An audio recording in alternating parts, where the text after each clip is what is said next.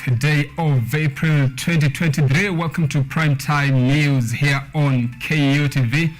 A lot has been happening in the country the whole day, including the exhumation of 5 more bodies or rather in Shakahola.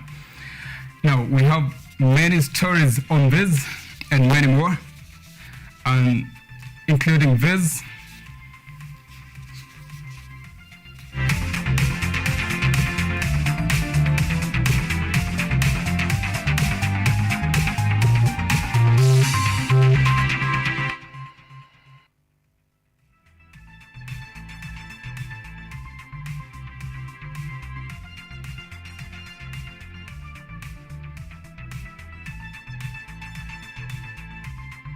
Our sign language interpreter this evening is RUTH CHEPKOECH. My name is Joseph Kess. Now, we are also live on Facebook as well as on YouTube at KUTV Kenya.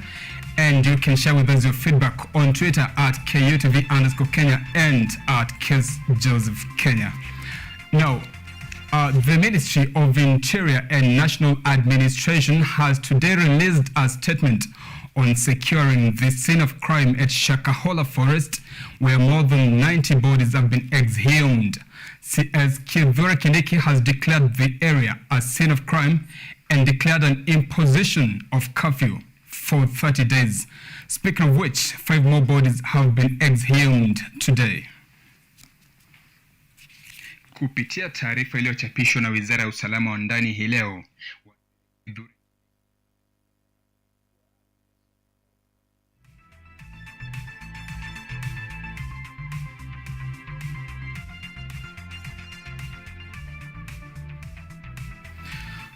Now, the supporters of embattled Jubilee Secretary General Jeremiah Kioni engaged in fights with the supporters of the recently appointed Secretary General Kanini Kega following conflicts on who is the rightful owner of the Secretary General seat in Jubilee Party.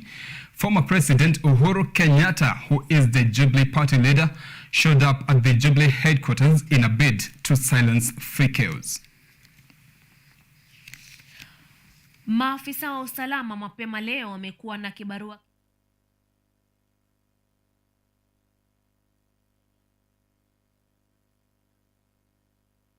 baada ya mzozo kuibuka katika Jubilee.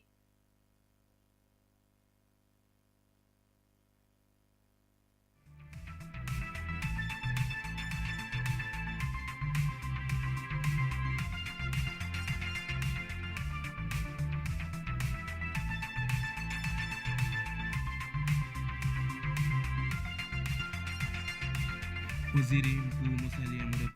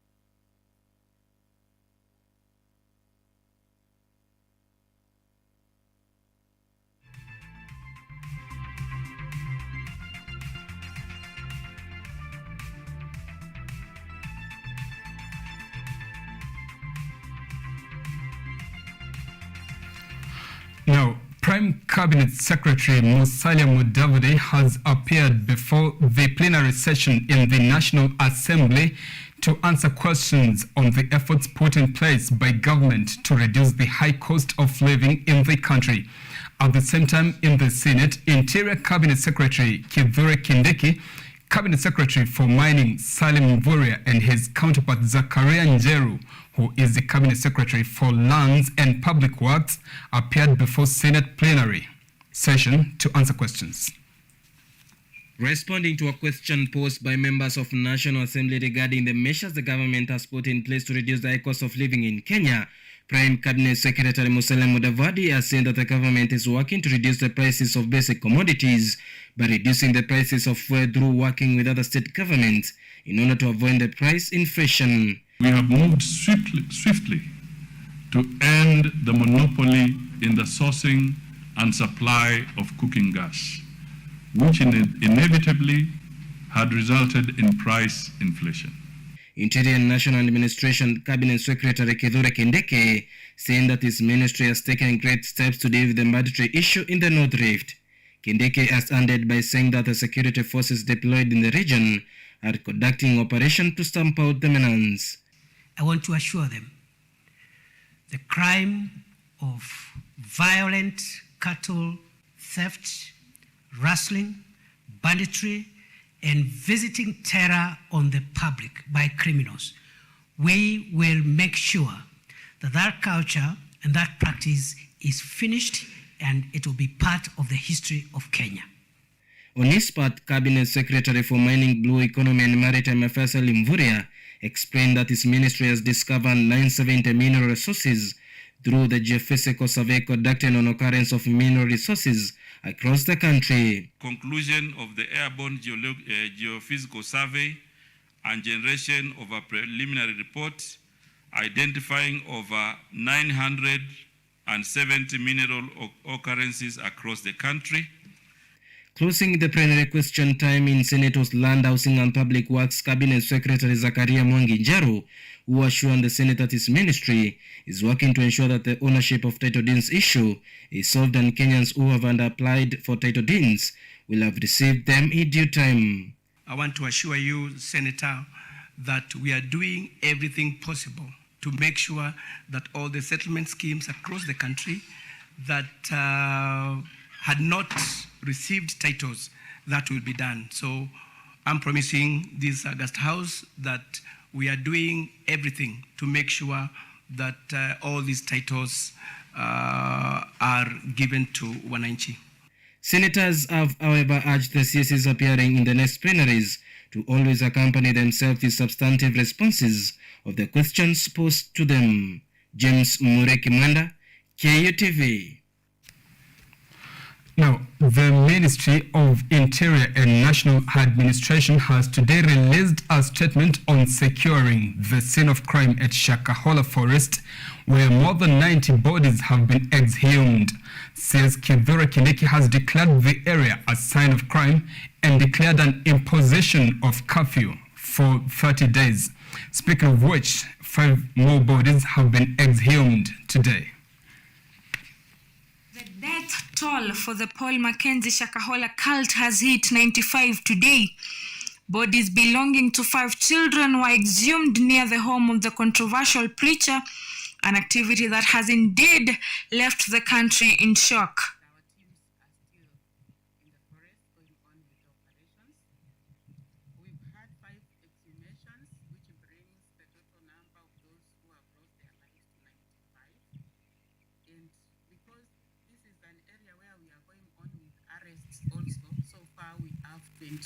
In custody.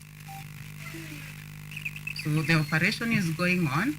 We've had more officers coming in to continue with the rescue operations. Interior Cabinet Secretary Kithure Kindiki has in the meantime declared a dusk dawn curfew in Chakama Ranch, where the 800-acre land associated with controversial Pastor Paul Mackenzie is located.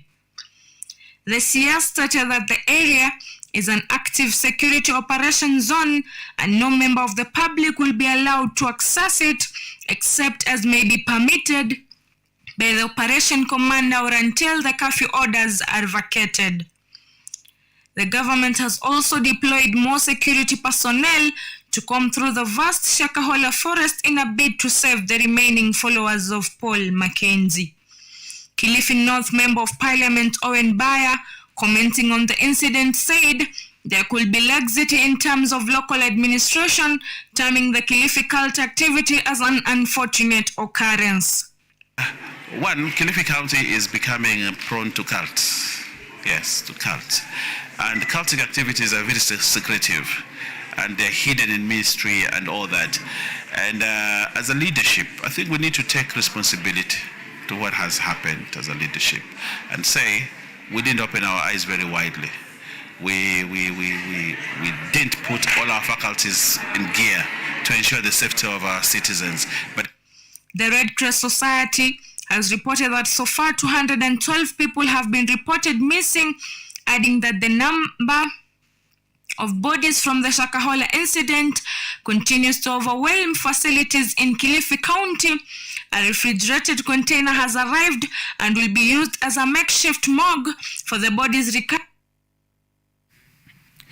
Now, we move on where former Yatta MP Gideon Munyao is dead. Munyao is the first elected and long-serving member of parliament of Yatta constituency in Machakos County.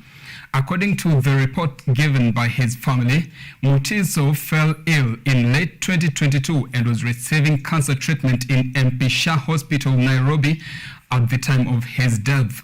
The late Mutiso died at the age of 91 years. His interest in politics began in 1955 and was famous for his labor rights activism in 1960s. The veteran politician served as a military corporal and also as an assistant minister in the ministries of Home Affairs, Education, Health, Agriculture, Lands and Housing.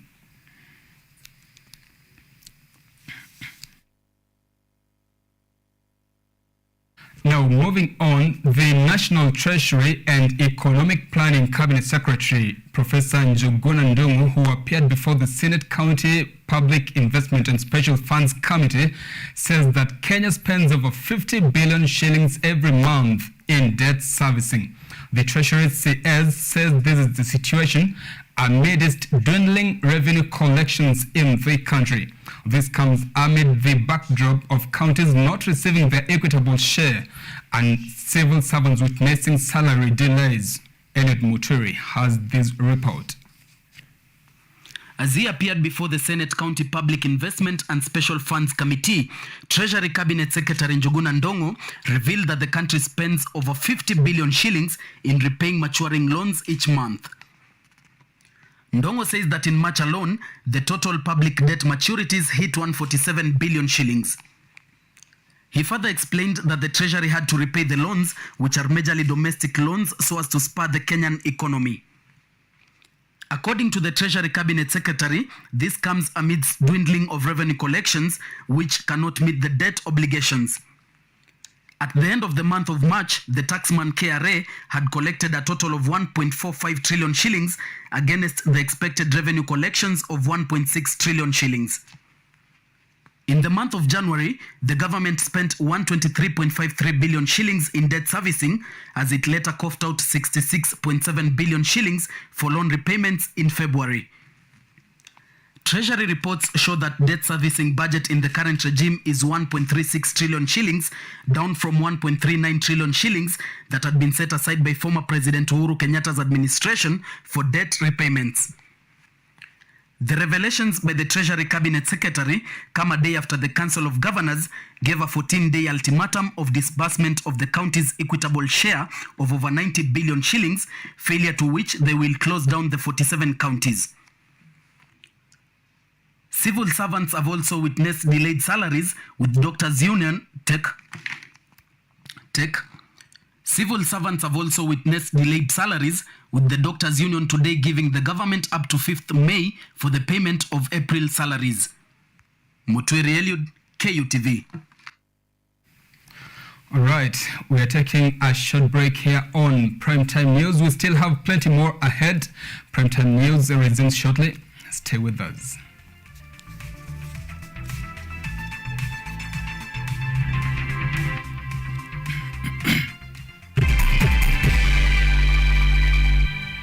Are you you an aspiring media practitioner, a graduate, or you just want to advance your skills in television production? Then welcome to Kenyatta University, where education meets innovation. KUTV, the premier university television station in Kenya, is now offering short courses in TV studio, field technical operations, and video editing. Through these courses, you will acquire hands-on skills on camera operations, media production, lighting techniques, audiovisual editing, and sound and visual control, and how to operate key equipment in modern TV control room. Enroll today at KUTV and discover your full potential in cutting-edge TV broadcasting. Graduates of these courses will receive professional certificates. For more information, visit our offices at KUTV Studios or call us on 020-870-4252 or 020-870-4255 or SMS us on 0739-110-544. KUTV, a new experience.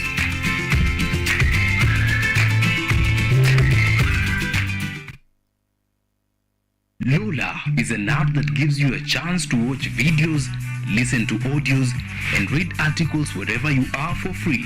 Motivational stories, dramas, campus life, technology, lifestyle, adventure, sports, academics, jobs, entertainment, and more.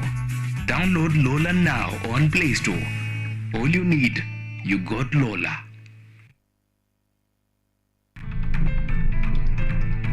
Excuse me, what a surprise to see you, Papa.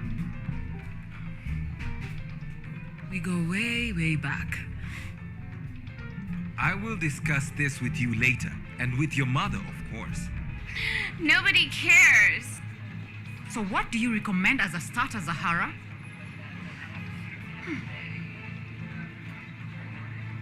Hello, love.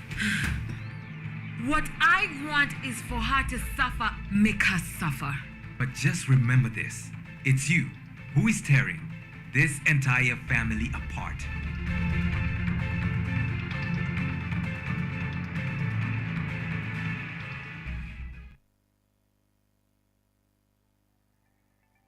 Mental health is a state of well-being, socially, emotionally, and psychologically, where somebody is able to cope with normal life stresses, and is also able to do normally what they're supposed to do in a normal way. Mental illness starts way in infancy. Like when I said about the maternal health, that is very key, so that we can start from there. I think a good number of us, this is not statistics, but a good number of us have got a bit of mental illness.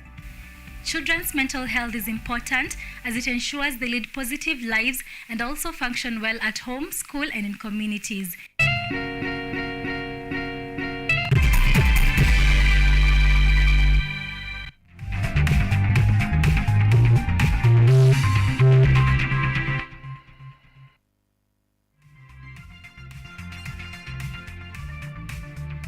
Welcome back to Primetime News. Now, the supporters of embattled Jubilee Secretary General Jeremiah Kioni engaged in fights with the supporters of the recently appointed Secretary General Kanini Kega following conflicts on who is the rightful owner of the Secretary General's seat in Jubilee Party. Former President Uhuru Kenyatta, who is the Jubilee Party leader, showed up at the Jubilee headquarters in a bid to silence the chaos. The situation at the Jubilee Party headquarters in Kileleshwa, Nairobi, was tensed earlier today, with police officers being forced to lob tear gas canisters at supporters of conflicting Jubilee Party officials. At the center of the conflict was the leadership wrangle between Yala Member of Parliament Kanini Kega and the embattled Jubilee Secretary General Jeremiah Kioni, who both claimed the Secretary General position. These incidents are a consequence of the power struggle within the party that has affected a number of leaders who have lost their seats. East Africa Legislative Member Kanini Kega was handed the acting Secretary General position, occupying the seat initially held by Jeremiah Kioni. David Murathe was the Jubilee Party National Vice Chairperson, has been replaced by Adan Kanan, as Kitui South Legislature Rachel Nyamai replaced Kagwe Gishoi as treasurer. Kioni Murathe and Gishohi were ousted by Jubilee Party's National Executive Council 2 months ago. But I want to clarify to you that I'm the Secretary General of Jubilee Party. Okay. We have had some controversies that were there, but the court is clearer than before. And so you are in order. All right, thank you. As an SG. This comes after the political parties' dispute tribunal declined to oversee the Jubilee wrangles, calling for the party's leadership to address its issues internally. We have our mechanisms as a political party with which to solve our problems, and we shall solve. And we shall have our meetings, and we shall call our meetings as and when, and the membership of the party will decide the future of the party. Jubilee Party leader and former President Uhuru Kenyatta appeared at the party's offices after receiving a phone call from Kioni informing him of the ongoing chaos. Kwa hivyo mimi wakati nimepigiwa na SG na ameniambia yale ambayo yanatendeka, mimi nimesema mimi nakuja kusimama na yeye, nakuja kusimama na wanafuasi wa chama chetu kulinda haki ya chama chetu. Mimi sina lolote lingine.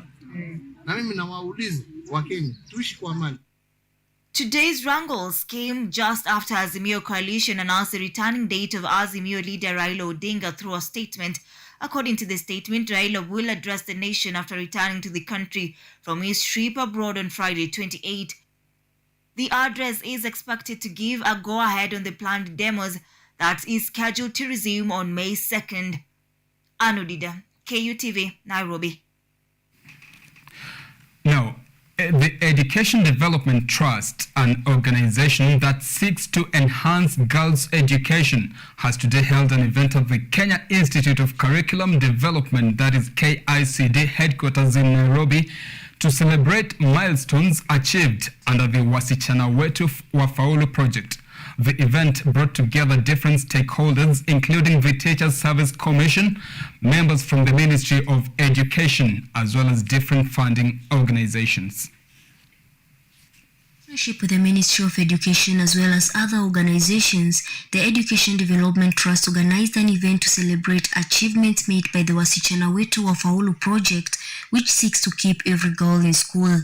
The organization was implemented 10 years ago with the aim of enhancing and supporting girls' education, especially in the arid and semi-arid areas. So far, the Wasichana Wetu Faulu project has been able to reach over 160,000 girls in 8 counties, which include Turkana, Samburu, Marsabit, Kwale, Kilifi, Tana River, Nairobi, and Mombasa. Richard King, the regional director of the organization, explains to us the importance of the project to girls as well as the society at large. And we know that in Kenya and lots of countries like Kenya, unfortunately, certain groups of kids face certain barriers. And one of those groups that faces the biggest barriers are girls, certainly girls in marginalised communities. So we wanted to do something that would help improve the life chances of those girls, and in the process also help to show how education systems more generally can be improved in those marginalised areas. Rosa Muraya, the organization's team leader for Kenya, stated that the project holds an important role in the society as it works in line with the Ministry of Education to enhance better education for girls. It is particularly important what researchers have done research, and statistics show that over 1 million girls are at risk of dropping out of school. And majority of these girls are the ones in difficult regions, the arid and semi-arid lands. So it is really important for us to work together with stakeholders to have a conversation. How can we make this right to quality education a reality? Kilifi Member of Parliament Owen Baya, who was also in attendance, cited that the project is important as it helps the Ministry of Education to implement new strategies in line with advocating for girls' education. This program has helped girls pursue educational goals, but also to take them away from what would have been a disruptive youth. So for me, what I take from this is partnership is the only way to go in changing education fortunes. Government alone cannot succeed the way we want to succeed. So partnership is one way. He further added that the Ministry of Education still has steps to take to enhance better education. I'd like more development partners to come in and support the item on access. Do we have enough schools? Do we have enough teachers? Do we have funds? Do we have fees? Do we have all those kind of things? Then this country can spur its development, just like Singapore and Malaysia. We invested more in education. Now we can see they've reaped the fruits of their investment. We need to invest more in education to change the outcome. With education being among the basic needs required by each child, the Education Development Trust aims at ensuring every girl gets quality education across the country. Ruth Wanjiru for KU TV.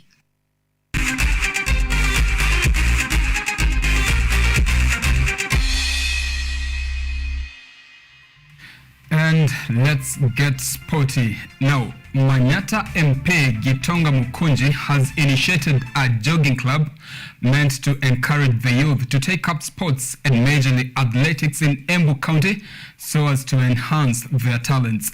Speaking while launching the jogging club, Gitonga said that the ultra-modern stadium being built in Njukiri grounds will enable young people to nurture and develop their talents.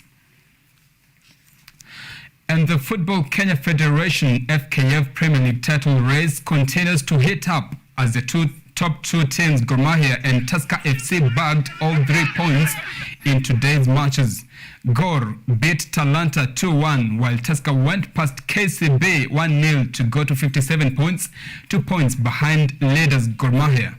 In other results, Kakamega Homeboys and AFC Leopards played out in draws against City Stars and beat Co United respectively.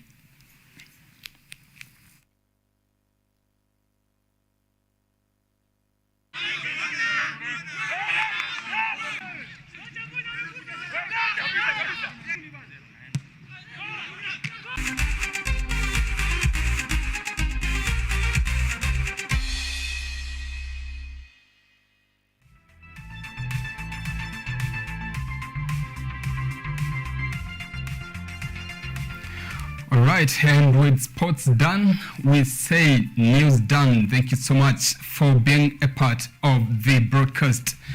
Our sign language interpreter has been Ruth CHEPKOECH. My name is Joseph KEES. And in about 30 minutes time, I'm told Man City will be playing against Arsenal. These are the big boys. Anyway, as a Chelsea fan, that doesn't matter to me. Thank you so much for being a part of the broadcast. Until we meet next time, enjoy the rest of your week.